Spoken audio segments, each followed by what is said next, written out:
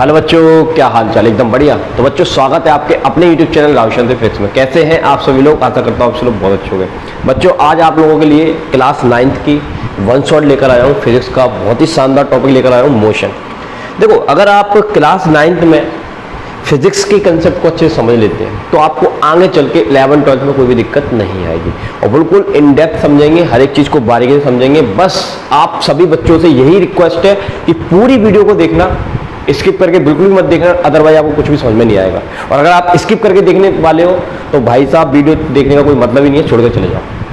अगर मजे लेना है फिजिक्स के तो पूरी वीडियो को देखना, क्योंकि ये आप लोगों की डिमांड पर मैं लेकर आया हूँ वन शॉट क्लास 9th का। ठीक है, तो चलिए कार्यक्रम स्टार्ट करते हैं बिना देरी करते हैं। मोशन के बारे में आपका चैप्टर का नाम है motion in a straight line.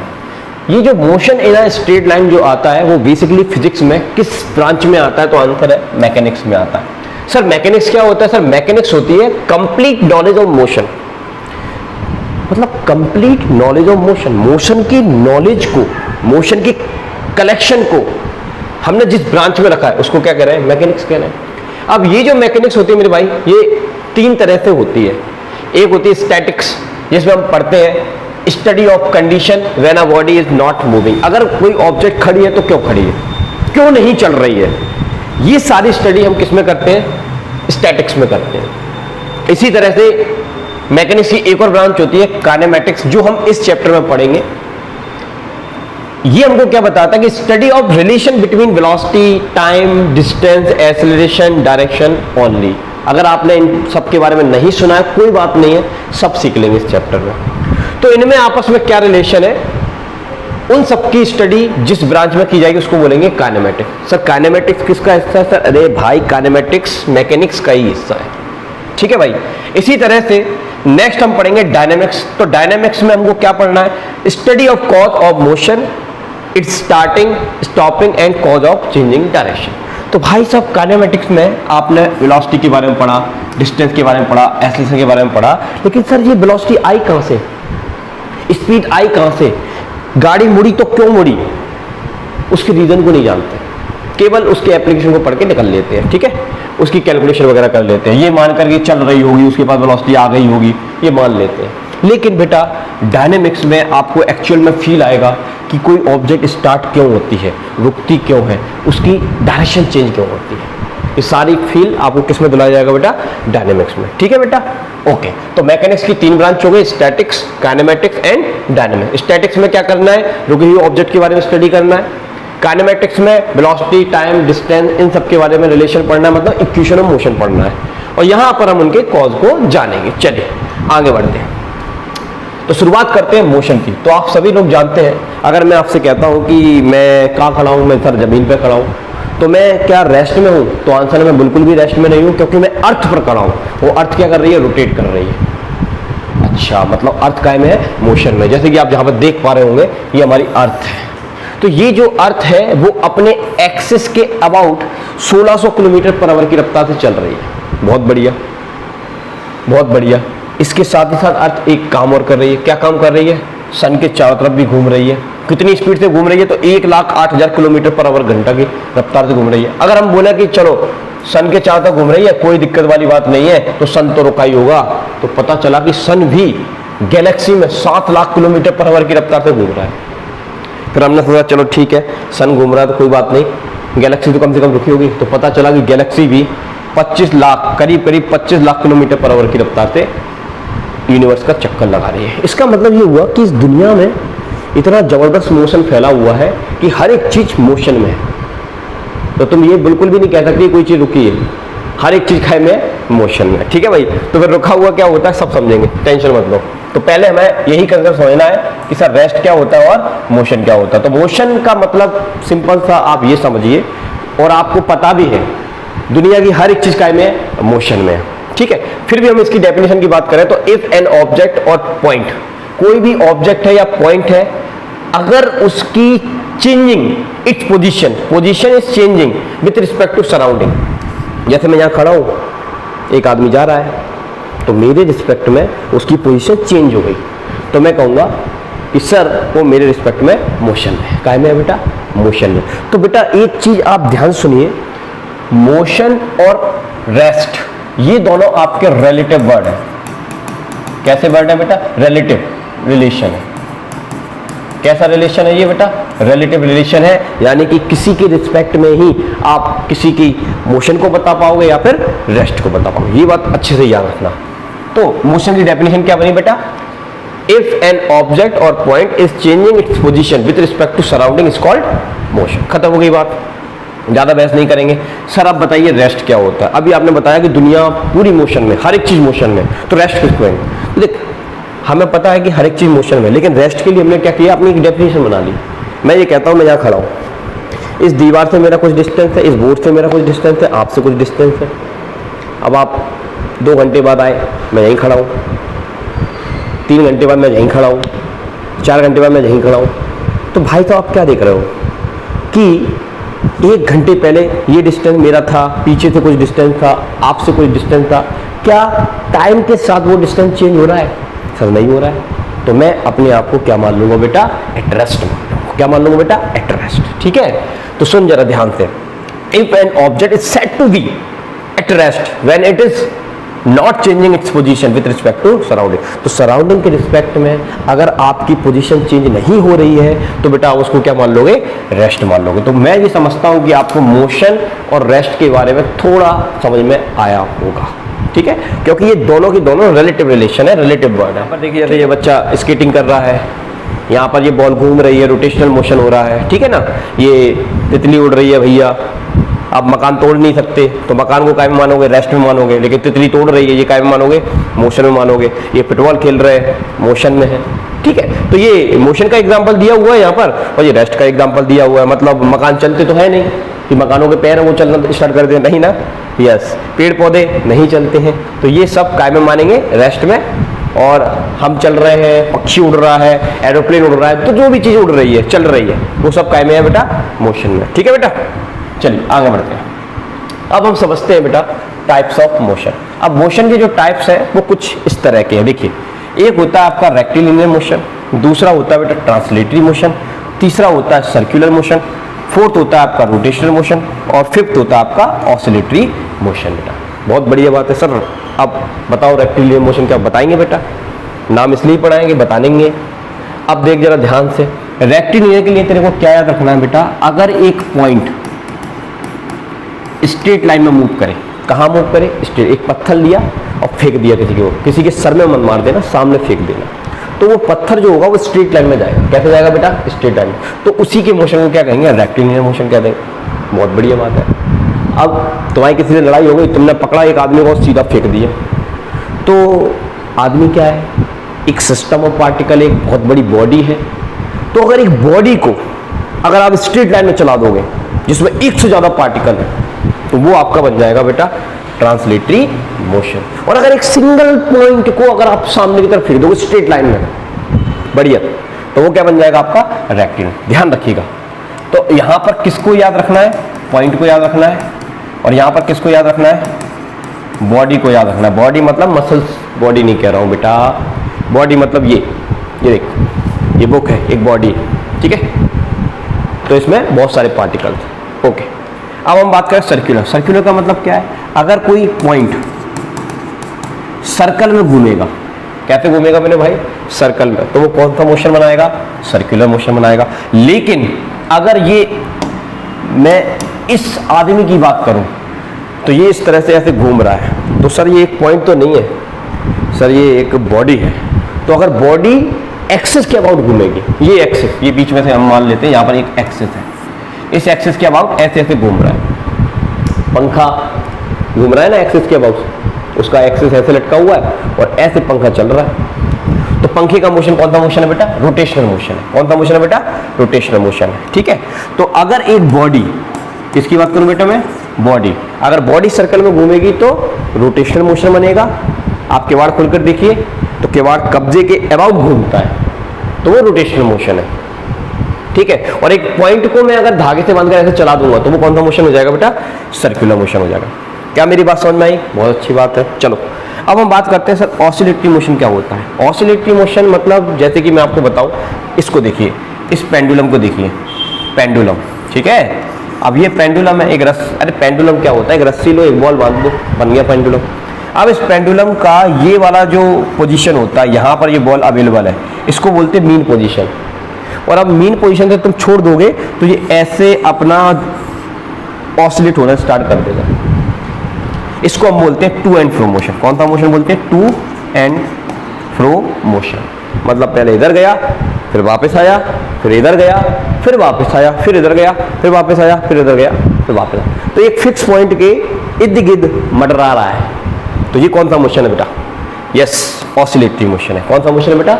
Oscillatory. बहुत बढ़िया बात है, इसको ऑसिलेटरी मोशन करेंगे। ठीक है, चलो समझ में आ गया बेटा आपको? अच्छे से समझ में आ गया। चलिए बढ़िया बात। तो आप समझ पाए rectilinear motion, translatory motion, circular motion, rotational motion, oscillatory motion, ये टाइप्स ऑफ क्या होते हैं? मोशन होते हैं। बहुत बढ़िया बात है। अब उनकी डेफिनेशन आप देख सकते हैं। रेक्टिलिनियर मोशन किसको कहेंगे? If an particle moving in a straight line, तो वो आपका रेक्टिलिनियर हो गया। बहुत बढ़िया बात है। सर ट्रांसलेटरी मोशन किसे कहेंगे? If an body moving in a straight line, तो वो आपको क्या बन गया? ट्रांसलेटरी बन गया। सर सर्कुलर किसको कहेंगे? A point moves in such a way that it is always at a fix distance from a given point, जिसको हम सेंटर कहते हैं। आप आज ये कह सकते हैं if an particle moving in a circular path is called circular motion. खत्म हो गई बात। ठीक है बेटा, चलो रोटेशनल मोशन, ये पंखे का जो मोशन होता है वो रोटेशनल मोशन होता है। किवाड़ का जो मोशन होता है वो रोटेशनल मोशन होता है। ठीक है बेटा, अगर आप डेफिनेशन में इंटरेस्टेड हैं तो आप डेफिनेशन पढ़ सकते हैं। आ रिजिड बॉडी मतलब जिस पर हम फोर्स लगाएं उसका साइज चेंज ना, उसको रिजिड बॉडी कहेंगे।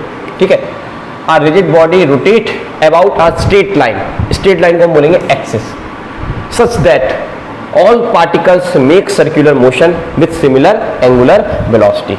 जैसे ये पंखा चल रहा है तो पंखे का ये वाला पॉइंट अगर 30 की रफ्तार में घूम रहा है और घूमकर ऐसे आकर एक साइकिल कंप्लीट करता है, फिर से सुनिए, ये वाला पॉइंट और मैं ये वाले पॉइंट की बात कर रहा हूँ, ये घूमा इस यहीं पर आ गया, तो ये क्या यहीं बैठा रहा, ये भी तो साथ में यहीं पर आया ना।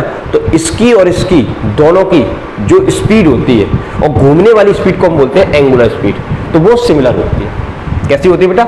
सिमिलर होती है। बहुत बढ़िया बात है। ऑसिलेटरी मोशन की बात करें, a particle moves to and fro motion about a mean position.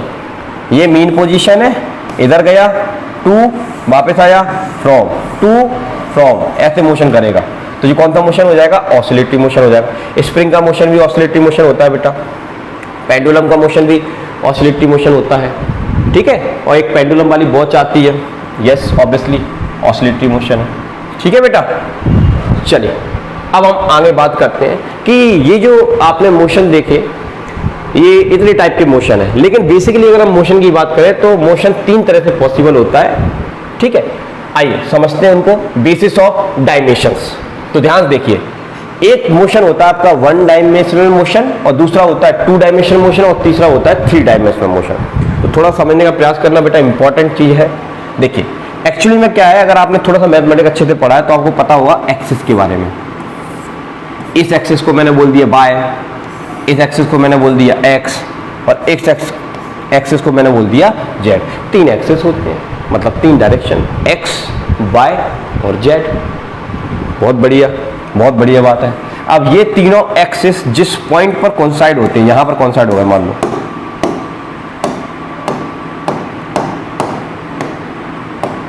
यहां पर कोइंसाइड होगा ये वाले पॉइंट। ठीक है, तो इस पॉइंट को हम बोलेंगे ओरिजिन, और ओरिजिन के जो कोऑर्डिनेट होते हैं वो क्या होते हैं? 0, 0, 0। मतलब एक आदमी ओरिजिन पे खड़ा है तो ना तो वो एक्स में गया है, ना ही वाई में गया है, ना ही जेड में गया है, तो उसके यस कोऑर्डिनेट कितने होंगे बेटा? 0, 0 होंगे। बहुत बढ़िया बात है। अब मेरी बात जरा ध्यान सुनना बेटा, राजा ध्यान सुनना। अब एक आदमी अपने इस पॉइंट से चलकर 5 मीटर यहां पर आकर खड़ा हो गया, तो बताओ इसके कोऑर्डिनेट क्या होंगे? सर इसके कोऑर्डिनेट होंगे 5, 0, 0। अरे भाई वो एक्स में गया ना, ऊपर या सामने तो नहीं गया, तो उसका एक ही कोऑर्डिनेट चेंज होगा। यस, तो अगर किसी का एक कोऑर्डिनेट चेंज हो, भले ही वो एक्स का हो, भले ही वो वाई का हो, भले ही वो जेड का हो, उसके मोशन को हम बंडी ही कहेंगे। तो बंडी की डेफिनेशन क्या बन गई? 1 coordinate it's changing motion in a line it's called बंडी मोशन। ठीक है, और बंडी मोशन को ही हम बोलते हैं स्ट्रेट लाइन मोशन। जैसे सीधी सड़क पर दौड़ती हुई कार की गति, रेलवे ट्रैक पर दौड़ती हुई रेलगाड़ी की गति, ट्रेन की गति, सब किस में आते हैं? स्ट्रेट लाइन मोशन में आते हैं, 1D मोशन में ही आते हैं। क्लियर है बात बेटा? बेटा राजा क्लियर है? चल आगे देख। अब मैं आपको बताता हूँ सर 2D मोशन क्या होता है। तो देखो 2D मोशन के लिए हमको प्लेन चाहिए। प्लेन मतलब हवाई जहाज नहीं चाहिए बेटा, प्लेन मतलब ये सतह, ग्राउंड, ठीक है। जैसे मैं कहाँ खड़ा हूँ? ग्राउंड पर खड़ा हूँ, मैं ऐसे जा सकता हूँ, ऐसे आ सकता हूँ, पीछे आ सकता हूँ, ये ग्राउंड है।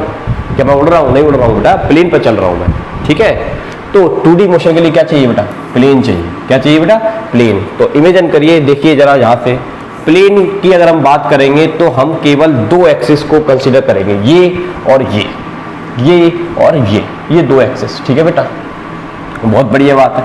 तो जब आप ये 2 एक्सिस लोगे तो इसमें एक्स कोऑर्डिनेट आ जाएगा और वाई कोऑर्डिनेट आ जाएगा, तो ये इस तरह की एक दीवार बन जाएगी। अरे भाई ये बोर्ड है, मान लो बोर्ड है, ठीक है, इसकी थिकनेस ना के बराबर है, तो इसके पास एक्स है और वाई है, तो ये प्लेन है और इस प्लेन पर मैं लिख रहा हूँ, ऐसे कुछ भी कर रहा हूँ, ठीक है। तो यहाँ पर देखिए एक बॉल है, इस बॉल को हमने ऊपर की तरफ फेंका, ऐसे फेंक दिया, ऐसे बॉल को फेंक दिया, तो बॉल थोड़ी देर बाद यहाँ आएगी, फिर यहाँ आएगी, फिर यहाँ आएगी, फिर यहाँ आएगी, यहाँ आएगी, यहाँ आएगी, यहाँ आएगी, यहाँ आएगी। इसके पीछे इमेजिन करिए एक प्लेन है, तो ये बॉल का मोशन प्लेन में हो रहा है और कुछ इस तरह का हो रहा है। वैसे इस तरह के मोशन को हम प्रोजेक्टाइल मोशन कहेंगे, लेकिन हायर क्लासेस में ये आपको पढ़ना है। अभी तो सिर्फ इंट्रोडक्शन में आपको दे रहा हूँ कि बॉल इस तरह से प्लेन में जो गति करती है, मोशन करती है, उसके मोशन को प्रोजेक्टाइल मोशन कहा जाता है। लेकिन ये प्लेन में तो कर रही है ना सर, क्या सबूत है प्लेन में करे? तो बेटा ध्यान सुन, हमने इसको यहाँ से थ्रो किया और मान लो ये यहाँ पर आ गई, तो अगर मुझे यहाँ पर जाना तो मैं कैसे जाऊँगा? पहले मैं इधर की तरफ जाऊँगा x मीटर, फिर ऊपर जाऊँगा y मीटर, तो इसके कोऑर्डिनेट क्या होंगे? यस सर, x, y हो जाएंगे।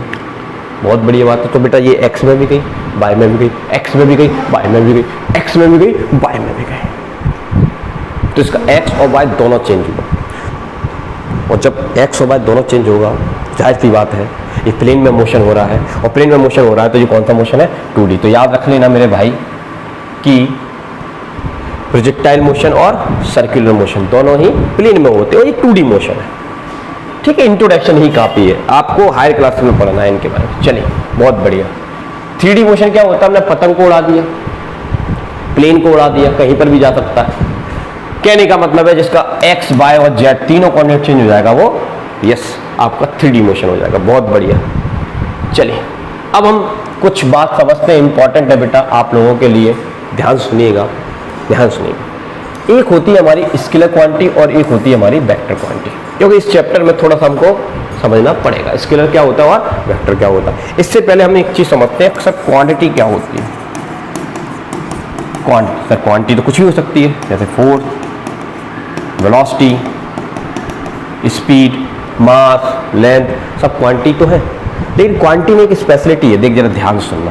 क्वांटिटी में एक स्पेशलिटी है, जैसे देख, जैसे मैं आपसे कहता हूँ कि ये 2 पॉइंट है बेटा, क्या है सर? ये 2 पॉइंट है, ये A पॉइंट है सर, ये B पॉइंट है। मैं आपसे बोलता हूँ चल बेटा इसकी लेंथ बता, तो तुम कैसे बताओगे इसकी लेंथ? तो तुम बताओगे सर इसकी लेंथ है, मान लो इसके से नाप कर 5 सेंटीमीटर है। बहुत बढ़िया। तो तुमने इसकी लेंथ क्या बताई सर? 5 सेंटीमीटर बताई। तो 5 क्या है सर? 5 इसमें नंबर है सर। सेंटीमीटर क्या है? इस सेंटीमीटर को बेटा हम यूनिट कहते हैं। क्या कहते हैं? यूनिट। अच्छा, अगर मैं बोलता कि इसकी लेंथ 5 है, 5 क्या नंबर? समझ में नहीं आया? बढ़िया बात है। अगर मैं ये बोलता इसकी लेंथ सेंटीमीटर है, सेंटीमीटर क्या है? यूनिट। अच्छा, तो मतलब अगर मैं अकेले नंबर को बोलूँगा बात समझ में नहीं आएगी, अकेला मैं यूनिट को बोलूँगा बात समझ में नहीं आएगी, लेकिन जब मैं दोनों को मिलाकर बोलूँगा तो चमकेगा मेरे को क्या कि 5 सेंटीमीटर लेंथ की बात की जा रही है। अच्छा सुनो मेरी बात सुन लो। मान लो तुमसे किसी ने कहा जा बेटा 1 लीटर दूध लेके आ, तो मम्मी ने कह दिया, तुम राम लाल चले गए 1 लीटर दूध लेने के लिए। अब तुम मार्केट में गए और तुमने बोला भाई साहब मेरे को 1 दे दो, मैंने मिलाकर 1 दे दो, खींच कर ले 1। अब तुम रो रहे, अब मम्मी बोल रही काहे बेटा काहे रो रहा है? कोई मारा? क्यों मारा? मैंने 1 मारा, तो मम्मी ने भी चिपका दिया उस पर 1। अच्छा, अब वो दोबारा गया दूध लेने, अब दूध लेने गया, अब बोल रहा भाई साहब मुझे लीटर दे दो, ले जा लीटर। लीटर का ढंग का दूध क्यों नहीं मिला नामाकुल को? तो आंसर कभी वो नंबर बोल रहा है तो कभी वो डंका लेकर आ रहा है। प्रॉब्लम कहाँ है? प्रॉब्लम यहाँ है कि वो अलग अलग बोल रहा है, और जब वो ऐसे बोलता है कि सर 1 लीटर दूध, हाँ मुन्ना राजा अब समझ में आया तेरे को, तो वो दूध लेकर आता है। तो बेटा 1 लीटर 1 नंबर हो गया, लीटर उसका यूनिट हो गया, तो एक क्वांटिटी बनेगी, हमको मिल्क लेना है। तो बेटा अकेले नंबर का कोई रोल नहीं है, ना ही अकेले यूनिट का कोई रोल नहीं है। अगर आप इन दोनों को चिपकाओगे तब बात हमें समझ में आएगी, तब हमारे बीच में एक कम्युनिकेशन सेट हो पाएगा। तो बस, तो क्वांटिटी जो होती है वो 2 चीज़ों पर डिपेंड करती है, नंबर पर और यूनिट पर। ये अच्छे से याद रखना कि किसका फॉर्मूला होता है, क्वांटिटी का फॉर्मूला होता है। बहुत अच्छी बात है। अब आपके सामने 2 तरह की क्वांटिटी है, एक स्केलर है और एक बेटा वेक्टर है। बेटा स्केलर का मतलब होता है जिसमें ओनली हम साइज की बात करेंगे, साइज बोले तो मैग्नीट्यूड की बात करेंगे। किसकी बात करेंगे? मैग्नीट्यूड। जैसे मैं कहता हूं कि मेरा घर 5 किलोमीटर है तो मैंने साइज बताया। मैंने बोला कि अभी टाइम 5 बज गए, तो 5 बोलने के लिए या मेरा घर 5 किलोमीटर बोलने के लिए मुझे डायरेक्शन की आवश्यकता नहीं, ओनली मैग्नीट्यूड बोलूंगा, काम हो जाएगा। अरे मैं 10 किलोमीटर दूर रहता हूँ, काम हो गया, कोई दिक्कत वाली बात ही नहीं है। अभी कितना बजा? 5 बजा, कोई दिक्कत वाली बात ही नहीं है। ये कितने किलो आलू है? 10 किलो आलू है, काम हो गया। समझ में आ रही बात? तो जिसमें ओनली साइज बताने से ही काम चल जाए वो सारी क्वांटिटी कैसी कहलाती है? स्केलर। और कुछ ऐसी क्वांटिटी होती है जिसमें हमको साइज के साथ साथ डायरेक्शन की आवश्यकता होती है। जैसे मैं बोलता हूँ कि मेरा घर 5 किलोमीटर दूर है, चला जा। अब तुम गए 5 किलोमीटर, वहाँ जाके कॉल लगा रहे हैं कि भाई साहब मैं तो 5 किलोमीटर आ गया, लेकिन सर आपका घर नहीं मिल रहा है। क्यों नहीं मिला? क्योंकि वो गलत डायरेक्शन में चला गया, मेरा घर तो इधर है। तो ये बात बहुत इंपॉर्टेंट है बेटा कि अगर आप 5 किलोमीटर जा रहे हो तो इधर भी 5 किलोमीटर है, इधर भी है, इधर भी है, इधर भी है, सब तरफ तो है 5 किलोमीटर। तो घर कब पहुँचोगे? यस, एक पर्टिकुलर डायरेक्शन में जाओगे। ठीक है, तो अब आपको समझ में आया कि कुछ चीज़ों को बताने के लिए डायरेक्शन चाहिए और कुछ चीज़ों को बताने के लिए डायरेक्शन नहीं चाहिए। तो जिनको डायरेक्शन चाहिए वो सब कौन सी क्वांटिटी होती है? वेक्टर। और जिनको डायरेक्शन नहीं चाहिए वो सब कौन सी क्वांटिटी होती है बेटा? स्केलर। नाम याद कर लो, scalar have only magnitude. Okay भाई, स्पीड, मास, टाइम, डिस्टेंस, ये याद रखना। स्पीड क्योंकि हमको पढ़ना है, और डिस्टेंस, दोनों ही आपकी कैसी क्वांटिटी है बेटा? स्केलर है। ठीक है बेटा। अब हम बात करें, वेलोसिटी हो गया, डिस्प्लेसमेंट हो गया, एक्सेलरेशन हो गया, ये सब आपकी कौन सी क्वांटिटी है बेटा? वेक्टर। बहुत अच्छी बात है, समझ में आया? चलो अब हम इसमें स्टार्ट करने जा रहे हैं, डिस्टेंस क्या होता है और डिस्प्लेसमेंट क्या होता है। ध्यान समझिएगा बेटा, बहुत इंपॉर्टेंट बात है। देखो, मान लो ये तुम्हारा घर है, या चलो इसको हटाओ, यहाँ से समझते हैं। देखो इधर डिस्टेंस क्या होता है, एक शॉर्टकट बताता हूँ तुम्हें। डिस्टेंस, डिस्टेंस का मतलब होता है हाउ फार। सर डिस्प्लेसमेंट का क्या होता है? सर डिस्प्लेसमेंट का होता है हाउ फार एंड वेयर। अब मैं आपसे कहूँ, डिस्टेंस की बात करूँ तो मैं कहता हूँ कि मेरा डिस्टेंस है 5 kilometre, this is how far, कितना दूर। और मैं डिस्प्लेसमेंट बताऊँ तो क्या बोलूँगा? मेरा डिस्टेंस 5 किलोमीटर तो है, लेकिन कहाँ है? How far and where. ठीक है, तो डिस्प्लेसमेंट में 2 चीज़ें आती हैं, मैग्नीट्यूड एंड डायरेक्शन। डिस्टेंस में केवल एक ही चीज़ आती है, ओनली मैग्नीट्यूड। सर डिस्टेंस की डेफिनेशन क्या बनेगी? तो डिस्टेंस की डेफिनेशन बनेगी बेटा, path length actual travelled. Actual में तुम जो चलते हो, 10 कदम चल लिए, 20 कदम चल लिए, 50 कदम चल लिए, ये आपका क्या है? डिस्टेंस। यही आपका डिस्टेंस है। मतलब आप कितना दूर चले या नहीं चले। अगर नहीं चलूंगा तो डिस्टेंस कितना होगा? सर 0 हो जाएगा। कोई खास बात नहीं है बेटा, ठीक है ना। तो डिस्टेंस आपका क्या बताता है? आप कितना दूर चले और कितने कदम चले। एक एक कदम को नाप लो, क्या नाप लिया? डिस्टेंस। तो डिस्टेंस डेफिनेशन क्या बन गई? Path length actual travelled. और ये कौन सी क्वांटिटी है? सर स्केलर है, और इसका यूनिट जो होता है वो क्या होता है? मीटर होता है। डायमेंशंस पर आप दिमाग मत लगाइए, आपको 2 ही चीज़ें याद रखनी है, ये स्केलर क्वांटिटी है और इसका यूनिट क्या होता है बेटा? मीटर होता है। ठीक है, बहुत अच्छी बात है। अब थोड़ा मैं इसको डिटेल में बताता हूँ आपको, तो ध्यान समझना बेटा राजा, ध्यान समझना। देख इधर, ये मान ले ए पॉइंट है और ये मान ले बी पॉइंट है। अब तेरे को ए से भी जाना है, चला जाऊँगा क्या? चला जाएगा, बिल्कुल कोई दिक्कत नहीं। ये मान ले 5 किलोमीटर, कितना किलोमीटर है बेटा? 5 किलोमीटर। तो ये ए से भी जाना है। अब ए से भी जाने के कई रास्ते हो सकते हैं, मैं ऐसे भी जा सकता हूँ, मैं ऐसे भी जा सकता हूँ। अब इसमें ध्यान से देखिए बेटा, अगर मैं इस रास्ते से जाऊँ या इस रास्ते से जाऊँ तो दिक्कत क्या है ये रास्ता कर्व है, 10 किलोमीटर ले जाता है, ये रास्ता 15 किलोमीटर ले जाता है, लेकिन मैं ए से जाना चाह रहा हूँ बी पर। अगर मैं इस रास्ते से जाऊंगा तो केवल 5 किलोमीटर ट्रैवल करना पड़ेगा, इस रास्ते से जाऊंगा 10 किलोमीटर ट्रैवल करना पड़ेगा, इस रास्ते से जाऊंगा तो 15 किलोमीटर ट्रैवल करना पड़ेगा।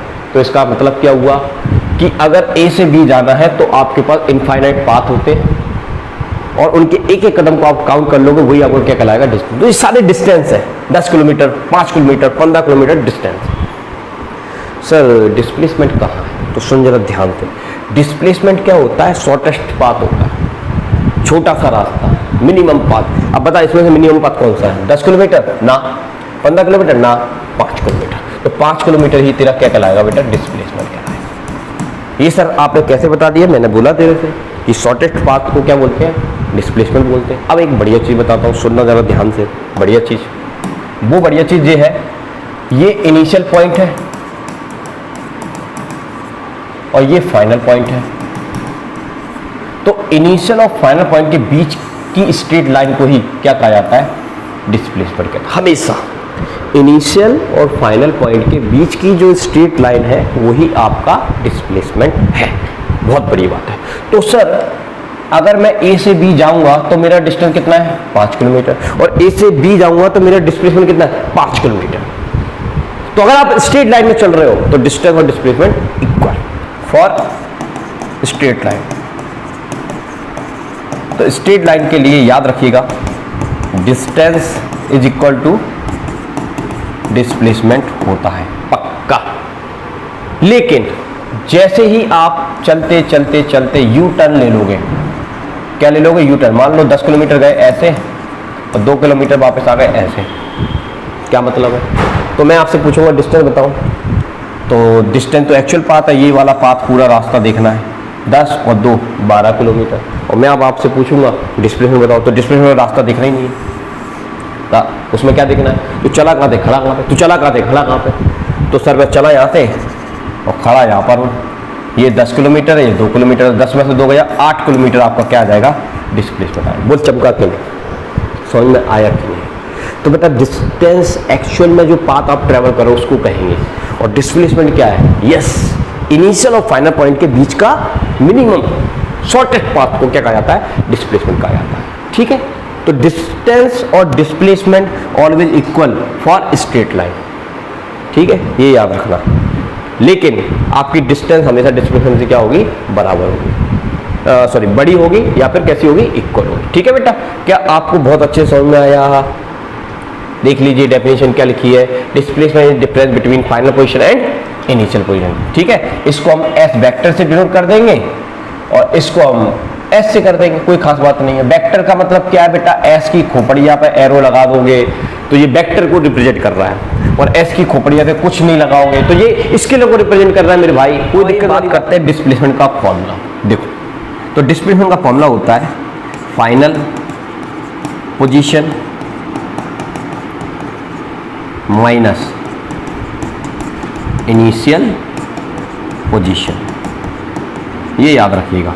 इन दोनों के डिफरेंस को ही क्या कहा जाता है, डिस्प्लेसमेंट कहा जाता है। ठीक है, कोई चीज कितनी दूर है, डिस्टेंस, कोई चीज कितनी दूर हो, कहाँ है, डिस्प्लेसमेंट। खत्म हो गई बात। आओ अब कुछ सवाल करते हैं, आओ बेटा कुछ सवाल करते हैं, आपको कुछ सवाल बताते हैं। अच्छा एक और चीज मैं आपको बता दूं, थोड़ा डिफरेंस हो बता देता हूँ, डिफरेंस भी इंपॉर्टेंट है, ध्यान देखिएगा। डिस्टेंस और डिस्प्लेसमेंट में डिफरेंस क्या होता है, देखो डिस्टेंस बेसिकली क्या है, लेंथ को बोलते हैं। सर ये क्या है, ये भी लेंथ है, कोई खास बात नहीं है। Length of path travelled, actually में जो पाथ चला है उसको डिस्टेंस कहेंगे। Straight line difference between two position, दो पोजीशन के बीच की स्ट्रेट लाइन को क्या कह देंगे, डिस्प्लेसमेंट कह देंगे। डिस्टेंस आपकी स्केलर क्वांटिटी है, डिस्प्लेसमेंट आपकी वेक्टर क्वांटिटी, बहुत बड़ी बात है। Distance is always larger than displacement, सही बात है। डिस्प्लेसमेंट ऑलवेज स्मॉलर, सही बात है। Minimum distance is equal to magnitude of displacement, क्या कह रहा है, minimum distance is equal to magnitude of displacement. और इधर देख लीजिए क्या कह रहा है, in straight line travel magnitude of distance and displacement are same, अभी बताया था आपको, बहुत बड़ी बात है। बिटवीन टू पोजीशन या two points there may be many values of distance. अरे भाई एक पॉइंट से रामलाल को बी पॉइंट पर जाना है तो कई रास्ते हो सकते हैं, सीधा जा सकता है, टेढ़ा मेढ़ा जा सकता है, ऐसे जा सकता है, ऐसे जा सकता है, कितने भी रास्ते हो सकते हैं, बहुत बड़ी बात। लेकिन लेकिन लेकिन between 2 point displacement has a unique value. Displacement की एक यूनिक वैल्यू होती है। कितने भी रास्ते पे चला जा, डिस्प्लेसमेंट बोलता है बेटा मुझे उससे कोई मतलब नहीं है, तू चला कहाँ पे, खड़ा कहाँ पे, चला कहाँ पे, खड़ा कहाँ पे, उनके बीच की स्ट्रेट लाइन को बोलते हैं डिस्प्लेसमेंट। बहुत बढ़िया बात है। अगला पॉइंट कह रहा है टोटल पाथ लेंथ को डिस्टेंस बोला जाता है, शॉर्टेस्ट पाथ को इनिशियल और फाइनल पोजीशन के उसको क्या कहा जाता है, डिस्प्लेसमेंट कहा जाता है। Distance always positive for moving object. जो ऑब्जेक्ट चल रही है तो चलने वाले ऑब्जेक्ट के लिए डिस्टेंस हमेशा पॉजिटिव रहता है। डिस्प्लेसमेंट आपका पॉजिटिव नेगेटिव जीरो हो सकता है। देखो इस डायरेक्शन को हम बोलेंगे पॉजिटिव एक्स, इसको बोलेंगे नेगेटिव एक्स। तो अगर आप इधर जाओगे तो आपका डिस्प्लेसमेंट पॉजिटिव माना जाएगा, इधर जाओगे तो नेगेटिव माना जाएगा, खत्म हो गई बात। और अगर आप मान लो यहाँ से चले और वापस यहीं पर आ गए, अरे घर से गया घर पे ही वापस आ गया, तो इनिशियल क्या है तेरा घर, फाइनल क्या है तेरा घर, तो कितना डिस्टेंस, कितना डिस्प्लेसमेंट हुआ, जीरो। हाँ ठीक है बेटा, तो डिस्टेंस हमेशा पॉजिटिव होता है, डिस्प्लेसमेंट आपका जीरो, पॉजिटिव और नेगेटिव हो सकता है। ठीक है, एक बढ़िया सवाल देखिए। आइए अब हम कंसेप्ट को समझ गए, अब हम सवाल करेंगे। देखो, if object is moving in 1D then correct option. 1D motion लिखा हुआ है यहाँ पर, क्या लिखा हुआ है बेटा, 1D मतलब 1 dimensional motion, straight line motion. तो स्ट्रेट लाइन मोशन में इनमें से कौन सा ऑप्शन करेक्ट है, तो ध्यान सुनना, ध्यान सुनना। अभी बताया था मैंने आपको कि डिस्टेंस ऑलवेज डिस्प्लेसमेंट से क्या होता है सर, बड़ा होता है। करेक्ट आंसर है, बहुत बढ़िया बात है। डिस्टेंस डिस्प्लेसमेंट से छोटा होता है, बस डिस्टेंस कभी डिस्प्लेसमेंट छोटा हो सकता है, नहीं हो सकता बेटा, बढ़िया बात है। डिस्टेंस डिस्प्लेसमेंट से बड़ा हो सकता है या फिर उसके बराबर, बहुत बढ़िया बात है, ये भी सही है। डिस्टेंस इक्वल टू डिस्प्लेसमेंट, ये भी सही है। अब इनमें से हमारा कौन सा सही है? अगर बेटा यूनिवर्सली करेक्ट देखा जाए तो ये आपका यूनिवर्सली करेक्ट है। अगर लिखा होता है यूनिवर्सली करेक्ट बताओ तो हम सी ऑप्शन पे जाते, बट यहाँ पर बेटा यूनिवर्सली करेक्ट नहीं लिखा है, 1D मोशन लिखा है। तो 1D मोशन का मतलब straight line motion, straight line motion में डिस्टेंस इक्वल टू डिस्प्लेसमेंट, तो ये हमारा करेक्ट आंसर होगा। इसका PDF भी आपको मिल जाएगा, टेंशन मत लेना, ठीक है। मैं आपको डिस्क्रिप्शन में व्हाट्सएप नंबर दे दूंगा, वहां पर जाकर आप मेरे से कॉन्टेक्ट कर लेना। अपन 9th क्लास का एक बैच बना लेंगे जिसमें आपको सारे PDF मिलते रहेंगे, ठीक है बेटा, ओके जी। तो ये इसका आंसर हो जाएगा करेक्ट। चलिए क्वेश्चन को सॉल्व करते हैं। देखो ये क्वेश्चन बढ़िया क्वेश्चन है, देखिए कैसे करेंगे। देखो एक आदमी मान लो ए से कहाँ की तरफ गया, ऊपर की तरफ गया 6 मीटर, फिर 7 मीटर इधर की तरफ गया, 9 मीटर इधर की तरफ गया और 3 मीटर इधर की गया। तो हमसे पूछा जा रहा है find A to B distance and displacement. तो देखो सर डिस्प्लेसमेंट क्या होता है, सर डिस्प्लेसमेंट तो इनिशियल टू फाइनल होता है, तो ये मिला दो, ये तेरा डिस्प्लेसमेंट है। सर निकालेंगे कैसे, देखो समझाते हैं आप। ऊपर कितना गया 6, नीचे कितना आया 9, 9 में से 6 गया कितना बचा 3, तो ये 3 मीटर हो गया। कितना मीटर हो गया, 3 मीटर हो गया। इधर कितना गया 7, इधर कितना वापस आया 3, तो ये कितना हो गया 4 हो गया। और अगर ये एक राइट एंगल है तो इसमें पाइथागोरस थ्योरम लगाओगे और 3 और 4 का एडिशन पाइथागोरस थ्योरम से 5 होता है। This is our answer. 5 क्या है आपका डिस्प्लेसमेंट। और सर मैं आपसे डिस्टेंस पूछूंगा तो डिस्टेंस तो बड़ा आसान है, डिस्टेंस में होगा जोड़ना होता है, तो जोड़ देंगे। देखो 9 और 3 कितना हो गया तुम्हारा 12 हो गया, 12 में आप 6 जोड़ देंगे 18 हो गया, ठीक है। 18 में से इसको 2 उधार दे देंगे 20 हो गया, बच्चा कितना 5 25, इसका डिस्टेंस हो जाएगा, ठीक है बेटा, सही जोड़ा है ना। वैसे देख लो एक बार, 9 और 3 12, 12 में 6 जोड़ेंगे 18, 18 में से 2 उधार ले लेंगे 20, बच्चे कितने 5 25, ठीक है। तो ये क्या हो गया इसका डिस्टेंस, और डिस्प्लेसमेंट कितना हो गया इसका 5 हो गया। कोई दिक्कत वाली बात नहीं है, आसान था। ये क्वेश्चन बढ़िया क्वेश्चन है, लेकिन थोड़ा सा आपको ध्यान देना पड़ेगा, थोड़ा सा आपको ध्यान देना पड़ेगा। ध्यान सुनिए।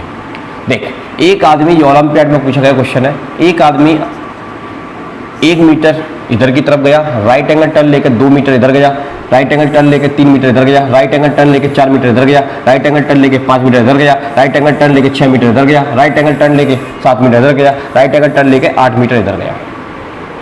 पूछ रहा है आपसे डिस्टेंस और डिस्टेंस, डिस्टेंस और डिस्प्लेसमेंट बताइए। तो बड़ा आसान है, ध्यान से देखना कैसे करेंगे, ध्यान से देखना। जैसे अभी बताया था, ये इनिशियल पॉइंट है, ये फाइनल पॉइंट है, इसको मिला दो। ये आपका डिस्प्लेसमेंट, ध्यान से देखना। आप सुन जरा ध्यान से बेटा, ध्यान सुन। देख 1 मीटर इधर गया, 3 मीटर इधर आया, मतलब ये डिस्टेंस तेरा कितना है, 2 मीटर। बहुत बढ़िया बात है। 5 मीटर इधर गया, 7 मीटर इधर आया, तो ये डिस्टेंस कितना है तेरा, 2 मीटर। टोटल कितना हो गया ये बेटा, टोटल हो गया तेरा 4 मीटर। कितना हो गया, 4 मीटर। बहुत बढ़िया बात है। अब ध्यान सुनना, देख 4 मीटर इधर आया, 2 मीटर ऊपर गया, तो ये डिस्टेंस कितना है तेरा, 2 मीटर है। बहुत बढ़िया बात है। 8 मीटर नीचे आया, 6 मीटर ऊपर गया, तो ये कितना बचा सर, ये भी 2 मीटर बचा, तो ये टोटल कितना हो गया सर, ये भी 4 हो गया। अगर इसको मिला दूंगा तो ये भी 4 है और ये भी 4 है, और 4 को तो पाइथागोरस थ्योरम से सॉल्व करोगे तो कितना आएगा, तो इसका आंसर आ जाएगा 4√2। कितना आ जाएगा, 4√2। करके देख लो, कोई दिक्कत नहीं है। पाइथागोरस थ्योरम से करके देखोगे आप, तो 4 का स्क्वायर प्लस 4 का स्क्वायर। अब देखो एक टेक्निक बताओ तुम्हें इसको सॉल्व करने की। तो 4 स्क्वायर कॉमन निकाल लो, अंदर बचेगा 1 + 1, और स्क्वायर से रूट कैंसिल हो जाता है, मतलब 2। 12 के कितना हो जाएगा, सॉरी 12 के कितना हो जाएगा 4, और अंदर कितना बचेगा 1 + 1 2। This is our answer. तो ये आपका क्या आ गया, डिस्प्लेसमेंट आ गया। डिस्टेंस आप कमेंट सेक्शन में बताना, इन सबको ऐड करके कितना आ रहा है। ठीक है बेटा, समझ में आया कैसे सॉल्व किया। एक बार फिर से देख, कोई खास बात नहीं है, ध्यान से देख, ध्यान से देख बेटा, ध्यान से देख। 1 मीटर इधर गया, 3 मीटर इधर आया, तो ये डिस्टेंस कितना है सर, 2 मीटर। बहुत बढ़िया बात है। 5 मीटर इधर गया, 7 मीटर इधर आया, तो ये भी कितना है, 2 मीटर। तो टोटल कितना हो गया तेरा, 4 मीटर। बढ़िया बात है, बहुत बढ़िया बात है। अच्छा, हमें ये ए से लेकर बी तक का डिस्प्लेसमेंट निकालना, मतलब ये डिस्टेंस निकालना, ये वाला। अब देख जरा ध्यान से देखना बेटा। देख इधर की तरफ कितना आया, 4 मीटर, ऊपर कितना गया, 6 मीटर। तो 6 में से 4 जाएंगे तो कितना बचेगा सर, ये 2 मीटर बचेगा। कितना बचेगा मेरे भाई, 2 मीटर बचेगा। बहुत बढ़िया बात है। या आप यहाँ पर देख लो, 4 मीटर इधर गया, 2 मीटर इधर गया, तो ये कितना बचेगा, 2 मीटर बचेगा। बहुत बढ़िया। अब 6 ऊपर गया, 8 नीचे गया, तो 8 में 6 जाएगा, तो ये कितना बचेगा, 2, और 2 को 2 कितना होगा, 4। ये 4 है, तो ये भी कितना होगा, 4, और 4 का सम क्या होता है, 4√2। This is our answer. ठीक है, बढ़िया सवाल था। आप एक बार बढ़िया तरीके से इसको घर पर करके देखिए, और वीडियो को रिवाइंड करके देख लो तो वैसे भी आ जाएगा, कोई खास बात नहीं है उसमें। ठीक, आइए अब एक सवाल करते हैं। ये आपकी एनसीईआरटी का सवाल है। क्या लिखा हुआ है, a farmer moves along the boundary of a square field. एक स्क्वायर फील्ड है बेटा, इस तरह से। कितने मीटर की है सर, 10 मीटर की है। बहुत बढ़िया बात है। इस स्क्वायर फील्ड का चक्कर जो लगाता है 40 सेकंड में, मतलब एक राउंड कितने सेकंड में लगा रहा है बेटा, 40 सेकंड में लगा रहा है। यहाँ से गया, यहाँ गया, फिर यहाँ गया, यहाँ पर वापस आ गया। एक राउंड कितने टाइम में लगा दिया, 40 सेकंड में लगा दिया। बहुत बढ़िया बात है। हमसे पूछ रहा है, what will be the magnitude of the displacement of the farmer end of 2 minute 20 second, मतलब 2 मिनट 20 सेकंड में इसका डिस्प्लेसमेंट बताना है। बहुत बढ़िया बात है। तो देख 2 मिनट 20 सेकंड का मतलब क्या होता है, मिनट को सेकंड में चेंज करोगे, 60 का मल्टीप्लाई करोगे और 20 उसमें ऐड कर दो। अरे 20 सेकंड है ना, ये सेकंड में चेंज हो गया। ये कितना हो गया, 120 + 20, तो कितना हो गया, 140 सेकंड। अब 140 सेकंड की हम बात करते हैं, तो देखना जरा ध्यान से। देख 40 40 40 कितना हो गया, 0, और ये 120 सेकंड हो गए। बहुत बढ़िया। अब 120 सेकंड में आप 40 और जोड़ें तो कितना आ रहा है, 0, और ये कितना हो गया, 6, और ये कितना हो गया, 1। तो ये 160 हो गया, लेकिन हमें 140 तक का निकालना है। तो यस, इसमें कितना और जोड़ना पड़ेगा अपन को, 20 और जोड़ना पड़ेगा, तब जाए कितना आएगा, 140। अब ध्यान सुनना, एक राउंड 40 सेकंड में, 2 राउंड 80 सेकंड में, 3 राउंड 120 सेकंड में, और 20 और लगाना है, तब जाए कितना होगा, यस 140 सेकंड होगा। तो जाने कि 120 सेकंड में कितने राउंड लगा रहा है, 3। ध्यान देखिए, 120 सेकंड में कितने राउंड लगा रहा है, 3। ऐसे गया एक राउंड, 40 सेकंड हो गए। फिर दूसरा राउंड 80 सेकंड हो गए। तीसरा राउंड 120 सेकंड हो गए। लेकिन कितने टाइम तक लगाना है? 140 सेकंड पर बताना है। तो जाहिर सी बात है अब 20 सेकंड और लगेंगे। यहाँ से अब यहाँ से चलेगा और यहाँ पर आएगा, तो ये इसका इनिशियल पॉइंट हो गया बेटा, ये इसका इनिशियल पॉइंट हो गया बेटा, ये इसका फाइनल पॉइंट हो गया। मतलब 20 सेकंड का टाइम और लेकर ये केवल आधा साइकिल ही कर पाएगा। अरे यहाँ से यहीं जा पाएगा ना मेरे भाई, 20 सेकंड और है एक्स्ट्रा। 120 में 3 चक्कर लगा दिए, लेकिन यहीं पर आ गया। अब 20 सेकंड और बचे ना, तो 20 सेकंड में कितना जाएगा? जब एक 40 सेकंड में कितना जा रहा है? एक राउंड, तो 20 में कितना जाएगा? आधा। तो मतलब यहाँ से जहाँ तक आया ये आधा राउंड है।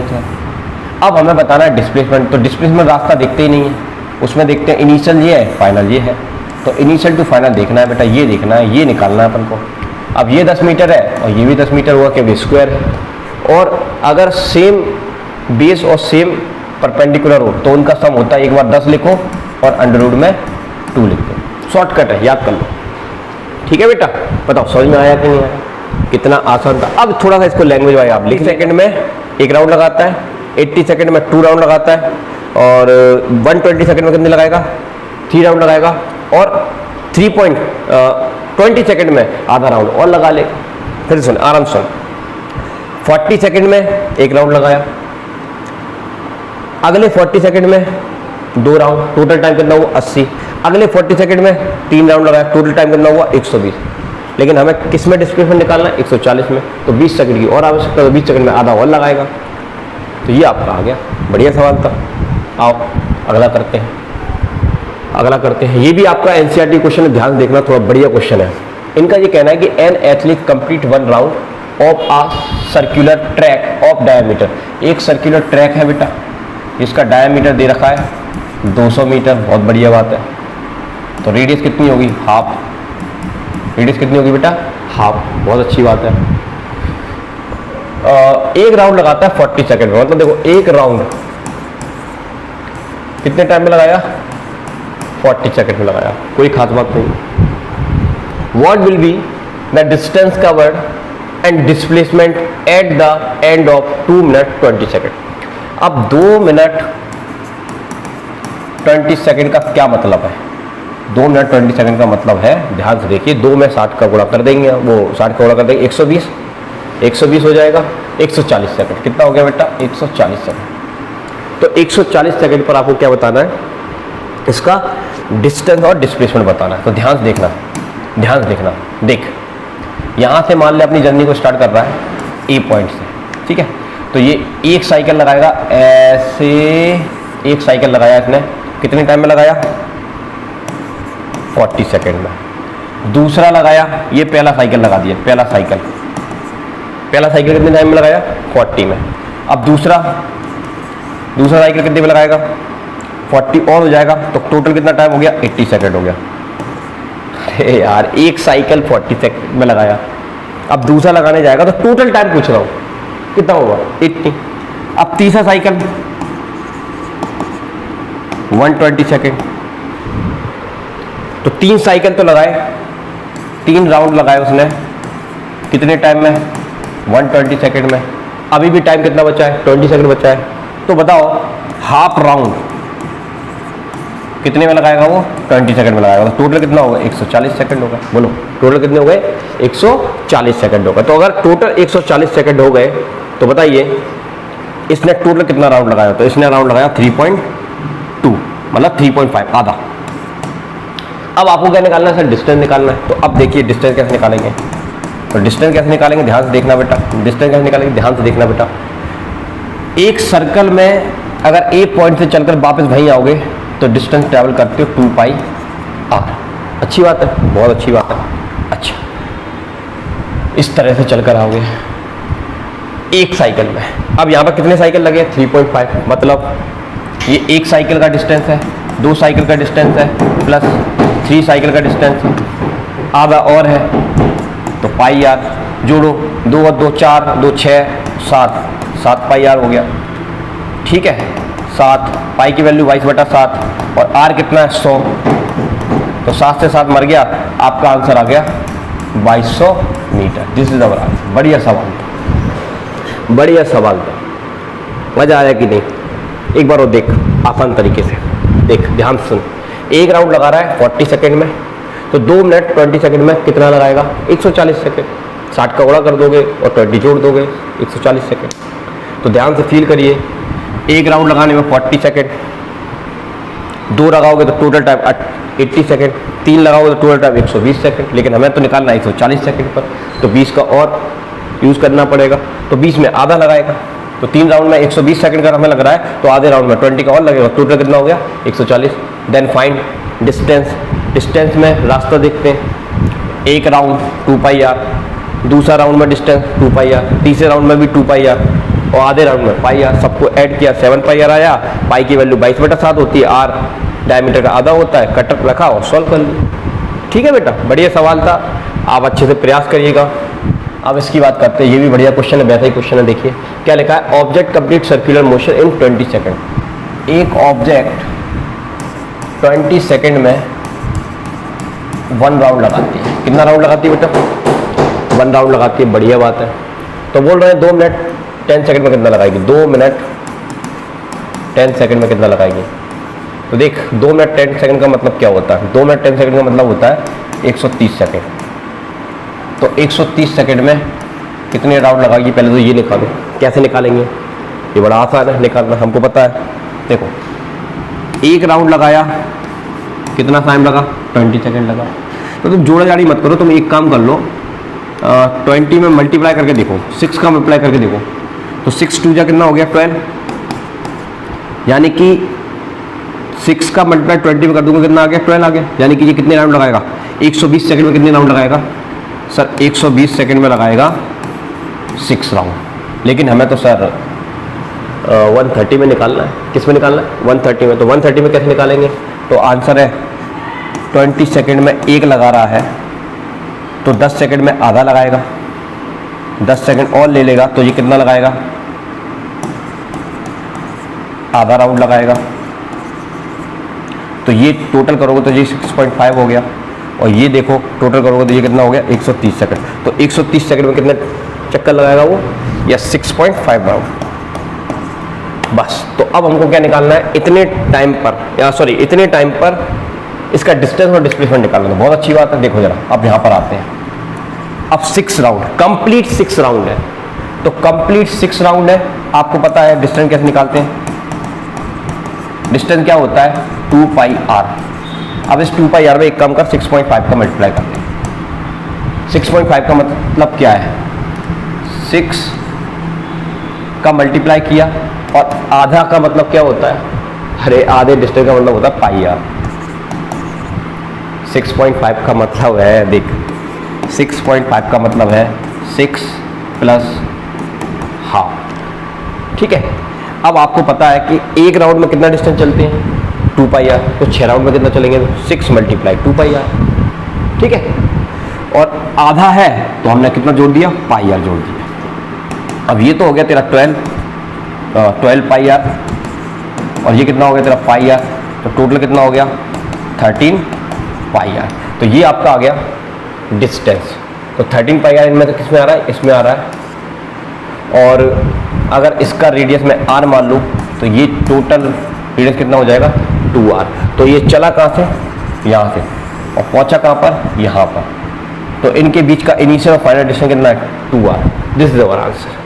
तो ये 2r तो तेरा डिस्प्लेसमेंट हो गया, और 13 पाई आर तेरा डिस्टेंस हो गया। अरे भाई, यहाँ से चला एक round 2 pi r, 2 round 2 pi r, 3 round 3 pi r, ऐसे कर ले। तो कंप्लीट 6 साइकिल तो उसने कंप्लीट लगाया है। तो कंप्लीट 6 साइकिल का मतलब यहाँ से चलकर वापस वो 6 बार जहाँ यहीं आ गया। तो 6 बार में तो डिस्प्लेसमेंट तो 0 है, लेकिन डिस्टेंस 0 नहीं है। फिर उसने क्या किया? 10 सेकंड और चला, तो आधा चक्कर और लगा लिया। तो 6 multiply 2 pi r plus pi r, तो टोटल कितना हो गया? 13 पाई आर हो गया। तो ये उसका डिस्टेंस हो गया। और डिस्प्लेसमेंट में हम रास्ते देखते नहीं, इनिशियल टू फाइनल देखते हैं, और ये उसका क्या आ गया बेटा? डिस्प्लेसमेंट आ गया 2r। ठीक है, बढ़िया सवाल था।